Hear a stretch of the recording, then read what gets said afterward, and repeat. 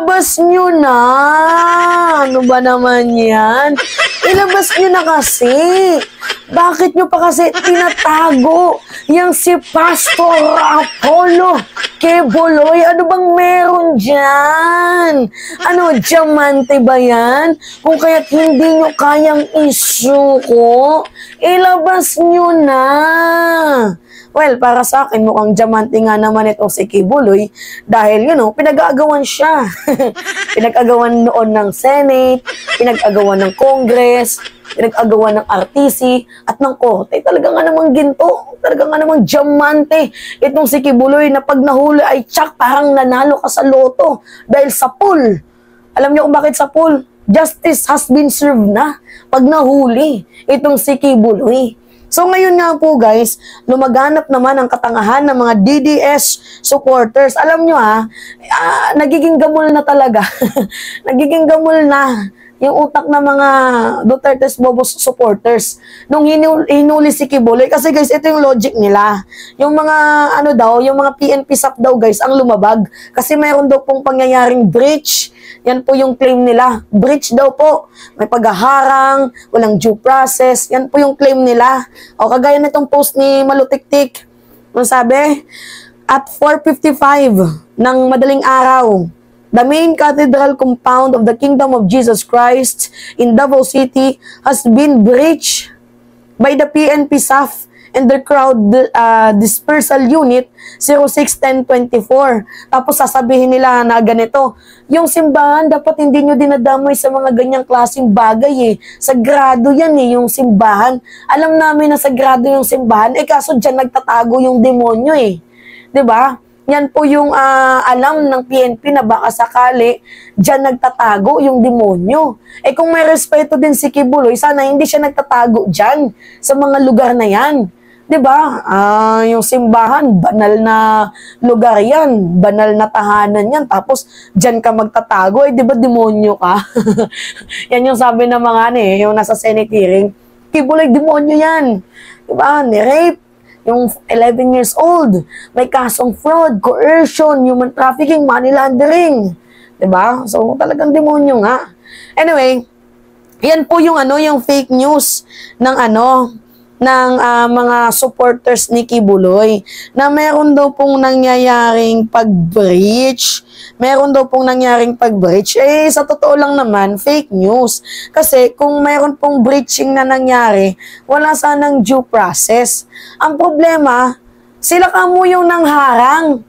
Obstruction of justice yung ginagawa ninyo Na instead sana na, na igawa yung element of surprise, hindi nangyari kasi hinarang ninyo. Obstruction of justice yung ginawa ninyo. Hindi prepared. Sabi na lang natin na hindi prepared itong si Quiboloy. Tapos nilusob ng, hindi nga prepared na pagkakataon. Tapos nakita ng mga miyembro ni Quiboloy. O ito, binigyan nyo ng pagkakataon, binigyan nyo ng time na itong si Quiboloy ay makapag-ready, makatakas. Obstruction of justice yung ginagawa ninyo. Tapos ngayon, kayo pa tong may claim na breach. Makikita nyo naman dito guys, actually yung post na deleted na yan. Sabi dito ng News 5, sa second stanza tayo kasunod yan ng pagsalakay ng Philippine National Police or Special Action Force at the Criminal Investigation Detention Group or CIDG sa lugar ng bisa ng search warrant at warrant of arrest laban sa pastor. O anong breach doon? Pag breach kasi guys, walang due process. Kaso merong arrest warrant, merong search warrant. Kahit nga arrest warrant lang, pwede na to kahit wala na yung search warrant. Kasi guys, hindi naman kailangan ng search warrant kasi unang-una, wala naman pong hinahanap na, mga elemento katulad ng droga, ng baril. Wala naman, 'di ba? Ang hinahanap lang dito, yung tao. Kaya nga arrest. Iba yung arrest sa search. Kapag search, may hinahanap ka na isang bagay. Katulad ng mga baril, ng droga, ganyan. Kaso hindi naman nila hinahanap yung mga ganong bagay Ang hinahanap nila si Quiboloy, kaya nga arrest. Kahit nakasarado pa man yung compound na yan, meron pong merong karapatan ang PNP SAF, lalo na kung inorderan sila at meron naman silang hawak na arrest warrant. Kaso dalawa guys yung hawak nila Search warrant, tapos arrest warrant. Tapos sasabihin nyo, breach, may due process. Alam nyo, ito talaga yung hindi ko maintindihan sa mga DDS, no? Kung ano-ano na lang ata yung mga napapasok sa mga utak ng mga yawang to. Mantakin nyo, gusto nila yung may ano daw. Ayaw nila sa ICC. Diba? Eh ngayon naman, na hindi naman ICC yung humuhuli, diba? Pilipino din naman, dahil nga may kasalanan itong si Kibuloy, ayaw nyo pa din. RTC lang yan, di naman ICC, ba't ka natatakot? Ngayon na mayroong process, legal na proseso, di ba? Dumaan ka sa ano, binigyan ka ng pagkakataon, ng panahon na magsalita, hindi ka nagsalita. Binigyan ka ng pagkakataon na pumunta sa Senate, pati sa Congress, hindi ka din nagsalita. Inabot pa tayo sa punto na inorderan ka ng arrest order. Ngayon, na dinaan ka sa due process, nagtatatatago ka. At ayaw din ng mga DDS na mahuli ka. Ano yung logic ninyo? Ha? Gusto nyo, Pilipino lang din ang uhuli. Ngayon, Pilipino din yung humuhuli kay Kibuloy. Eh, bakit parang tahimik kayo? Ano yun? Hindi ko magets yung yung logic ng mga hayop na to. Alam nyo, mga gamol na nga yung utak ng mga yan. Diba, kung ano na yung napapasok sa isip, tingnan mo, hindi man lang mapanindigan ni Malutiki yung post niya. Dinilit. Buti nga, nakita ko to sa sa isang, sa GC namin, sinend. Diba? Breach daw. Nag-breach yung PNP SAF. Eh kung nag-breach yung PNP SAF, sana wala pong due process na nangyari. Eh ano yung nangyari doon? May dalang arrest warrant, may dalang search warrant. Eh kahit pwede namang arrest warrant lang yung dalhin. Kasi si Kibuloy lang naman yung aarestuhin. Diba tapos kayo pa tong may dalang pamukpok? Sila guys yung may dalang pamukpok tapos may dalang itak. Iitakin nila yung PNP SAF. Di ba naman mga tukmal tong mga hayop na to? Buti nga dumaan kayo sa rule of law eh. Dinadaan kayo sa due process. Tsaka guys, makikita nyo naman sa video, buti na nga lang may video, no? Buti na lang ni live. Kasi kung hindi po yan guys ni live, kung wala pang post, eh di kakalat na naman ng chismis na parang sila yung yung dihado dito eh. Pero makikita nyo naman yung PNP SAF, ginagawa lang yung kanilang trabaho. Diba? Makikita nyo naman na armado naman talaga sila kasi expected na natin na mayroong mga magwawala. Kaso guys, ang nangyari naman kasi natural naman yung paghuli. Dinaan sa due process. Kung ano yung ginagawa ng mga yawang to, parang hindi mga nag-iisip. May utak ba kayo? Ha? Mga mga bubu.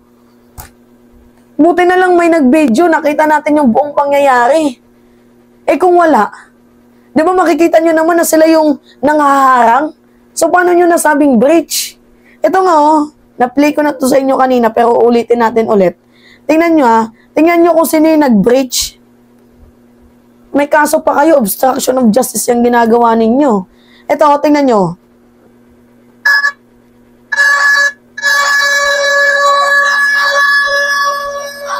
Yan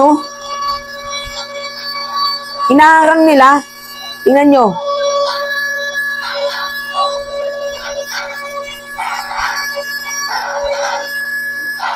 Tapos ngayon magre-reklamo kung may nasugatan.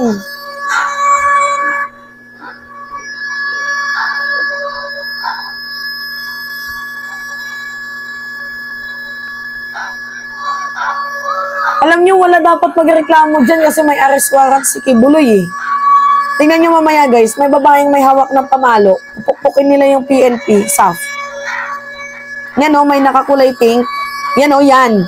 Yan. Tingnan nyo Kita nyo yan? Kita nyo yan?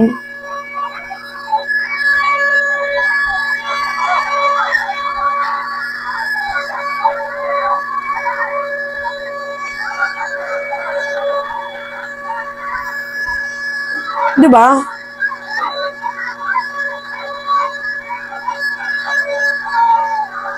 Sino kaya yung may nilabag dyan?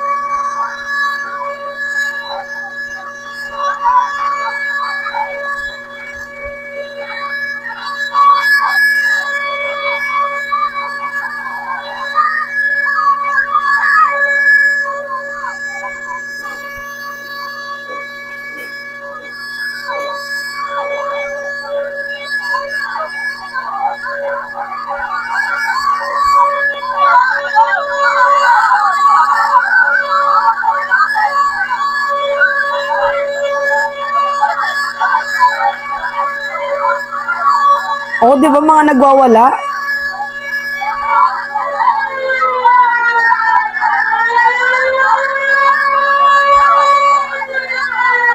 Di ba?